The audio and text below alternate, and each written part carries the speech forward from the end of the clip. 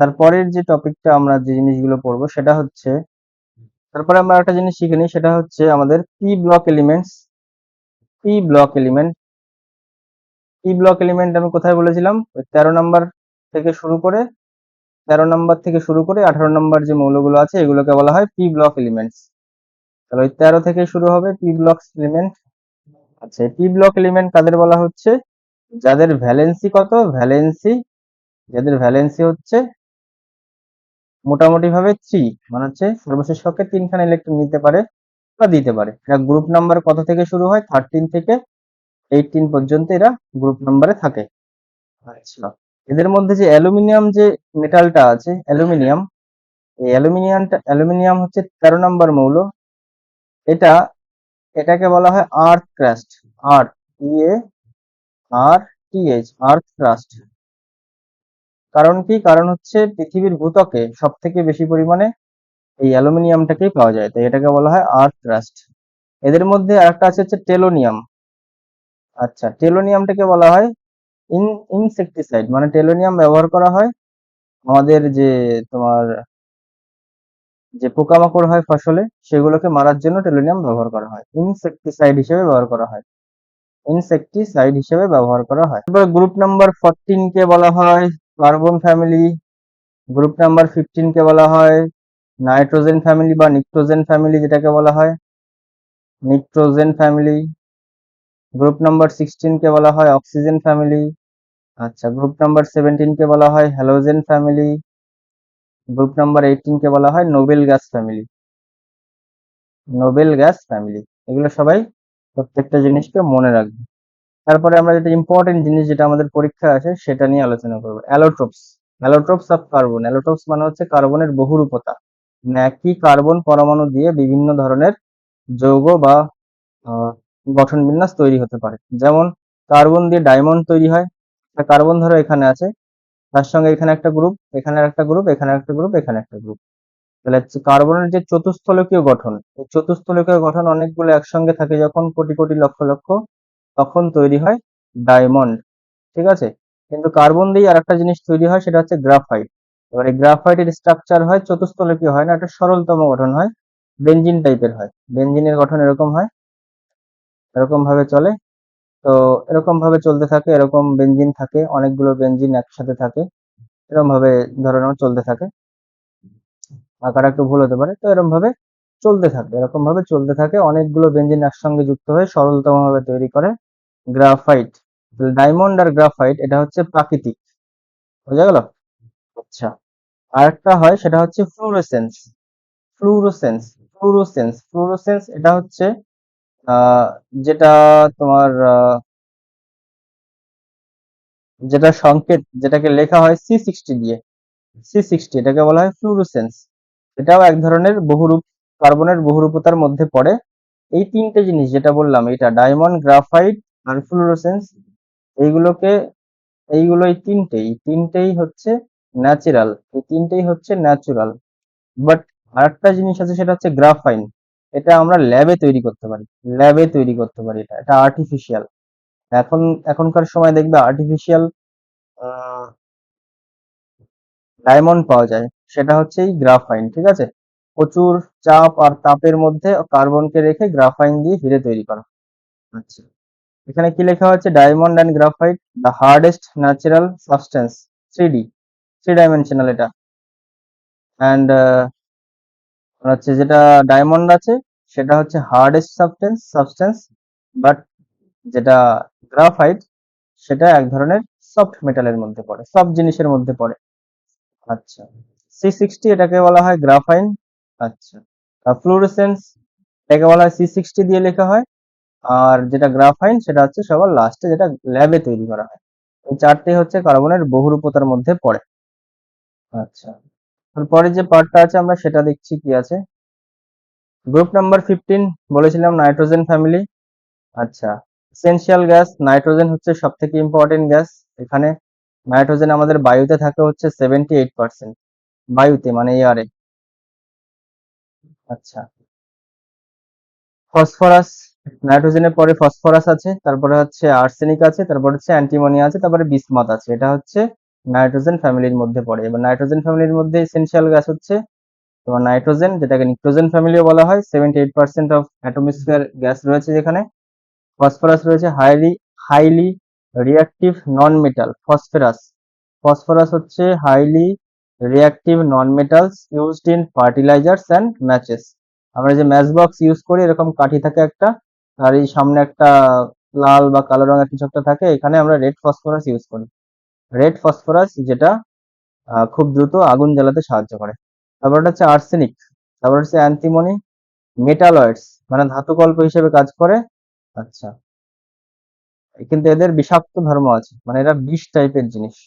R bismuth a heavy metals uniquely stable compare to its neighbours.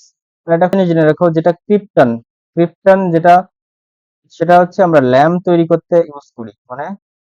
তারপর হচ্ছে জেননটাও হচ্ছে তোমার স্ট্রেঞ্জার গ্যাস, এটাকে স্ট্রেঞ্জার গ্যাস নামেও পরিচিত। জেনন, STRANGER, স্ট্রেঞ্জার গ্যাস নামেও এটা পরিচিত। ঠিক আছে। আচ্ছা, এই জেননটা ইউজ করা হয় মোবাইল ফোন, ফ্ল্যাশ লাইটে ব্যবহার করা হয়। এই জেননটা মোবাইল ফোন মোবাইল ফোন তোমার ফ্ল্যাশ লাইট হিসেবে ব্যবহার করা হয়। মোবাইল ফোনের যে ফ্ল্যাশ লাইট থাকে সেখানে জেনন ইউজ করা হয়। আচ্ছা, তারপরে যেটা আছে সেটা হচ্ছে রেডন। এটা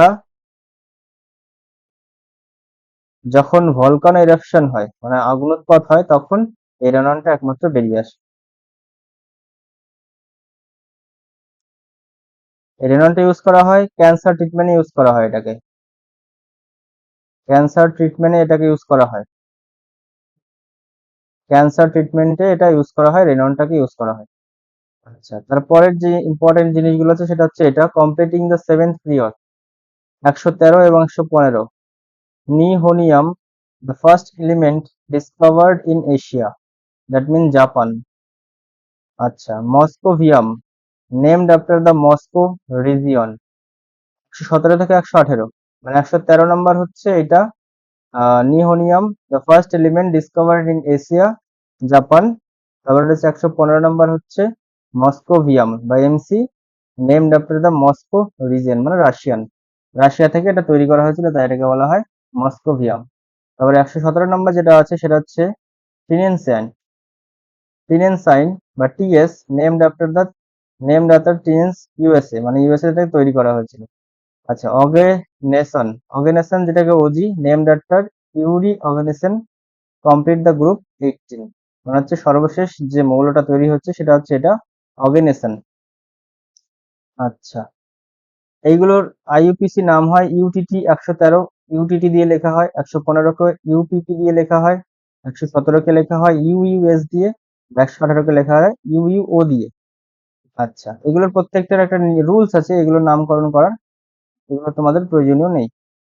তারপরে আমি যেটা শিখবো সেটা হচ্ছে অ্যাটমিক রেডিয়াস, বা তার আগে আরো কিছু heaviest metal, HEA, VIEST, heaviest metal যেটা হচ্ছে সেটা হচ্ছে অসমিয়াম বা OS, যেটাকে OS দিয়ে লেখা হয়। ইউনিভার্সে সব থেকে বেশি যে গ্যাসটা পাওয়া যায় সেটা হচ্ছে হাইড্রোজেন। আচ্ছা, সব থেকে ভারী নোবেল গ্যাস সব থেকে ভারী নোবেল গ্যাস হচ্ছে রেডিয়ান বা RN যেটাকে বলা হয়। সব থেকে হার্ড মেটাল সব থেকে হার্ড মেটাল হচ্ছে প্ল্যাটিনাম বা PT। তারপরটা হচ্ছে নোবেল মেটাল বা আইডিয়াল মেটাল। যে কাদেরকে বলা হয় নোবেল মেটাল, সেটা হচ্ছে সোনা, রূপো আর হচ্ছে পারদ। সোনা, রূপো আর প্ল্যাটিনামকে বলা হয় তোমার নোবেল মেটাল বা ideal metal.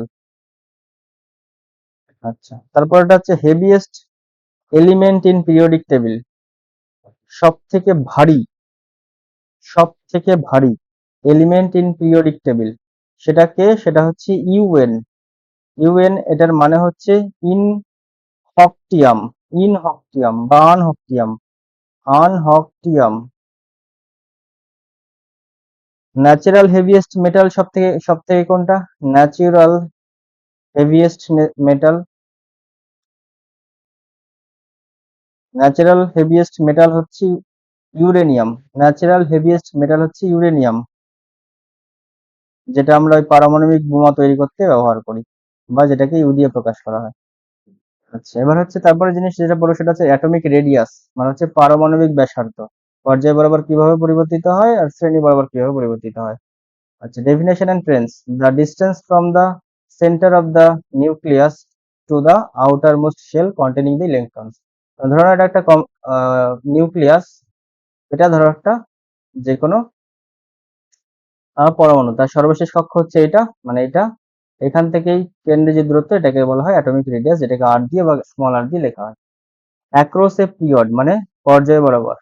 Decrease due to increase nuclear charge pulling electron closer, মানে হচ্ছে পর্যায় বরাবর ডান দিক থেকে বাঁ দিক থেকে ডান দিকে গেলে আমাদের অ্যাটমিক রেডিয়াস কমতে থাকে। তার কারণ কি? নিউক্লিয়াস সর্বশেষ কক্ষের ইলেকট্রনের উপর আকর্ষণ বল বাড়িয়ে দেয়। তার কারণ কি? নিউক্লিয়াসে প্রোটন সংখ্যা বাড়তে থাকে কিন্তু কক্ষপথ সংখ্যা বাড়ে না, সেই কারণে আকর্ষণ বল বেড়ে যায়, তাই পরমাণুগুলি ধীরে ধীরে ছোট হতে শুরু করে। কিন্তু ডাউন দ্য গ্রুপ, নিচ থেকে উপরের দিকে, উপর থেকে নিচের দিকে গেলে কি হয়? Increase a new energy shells are added, মানে হচ্ছে এক একটা করে শেল বাড়তে থাকে, এক একটা করে শেল বাড়তে থাকে। সেই কারণে অ্যাটমিক রেডিয়াস গ্রুপ বরাবর উপর থেকে নিচ পর্যন্ত বাড়তে থাকে। পর্যায় বরাবর কমে আর শ্রেণী বরাবর বাড়ে, এটা মনে রাখতে হবে।